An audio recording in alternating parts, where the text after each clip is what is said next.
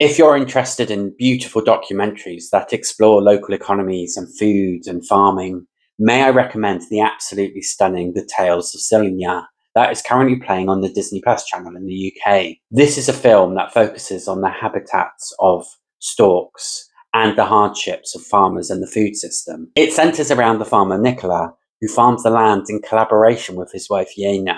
His children make the decision to move to Germany with their child in order to earn more money because they're just not the opportunities within this Macedonian society. When it becomes apparent that childcare is just too expensive, they convince Yena to join them and provide babysitting services. This leaves Nicola to farm the land alone. He's having trouble farming. He's not able to deal with the low prices for produce that are being sold to supermarkets, and therefore is contemplating selling land, but he's struggling to get the price for it. While he's left alone to farm the farm, he finds this stork called Silya, which has a broken wing, in which he helps recover, and they bond and have this very unique relationship as the family are in Germany. This provides a really interesting sentimental arc to the documentary, which you don't usually get in such styles of National Geographic land-based documentaries. I think one of the most compelling things about this documentary is the absolutely beautiful cinematography.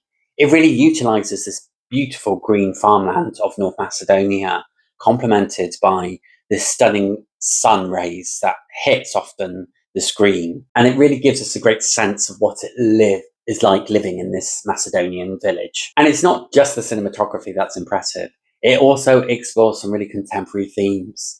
It's this age-old question that is a specific issue in Europe, where people are forced to move away from deprivation, isolation, rural communities, because they're just not the economic opportunities anymore, and the impact this has on communities and individuals and families. In addition to this, there's also the exploration of the food system crisis, where you've got big farming units farming the land and underpricing those small family-run farms, making it really hard to make a living, but then also impacting on the availability to prop up the local food supply chain. This really feels like a huge contemporary issue of European politics, and this is why the film really works. Now, the film is directed by Tamara Kotevska, who has previously directed the double Oscar-nominated Honeyland, which in that film they explores the production of honey and covering similar issues, but perhaps showing a different side to Macedonia. And while they're both great films, I think I slightly prefer Honeyland because it is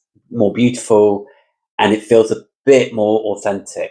There is something about how they've constructed the narrative arc, especially towards the end, which feels much more like a sentimental Hollywood film compared to a observational documentary. There is something a bit too positive that comes out in the end, which I'm not sure how authentic it is or whether it's been made purposely to tell the story. I don't know. But it just didn't quite match with the tone of the rest of the documentary. Unsurprisingly, this was North Macedonia's official submission for the 98th Academy Awards, and it was also longlisted for Best Documentary.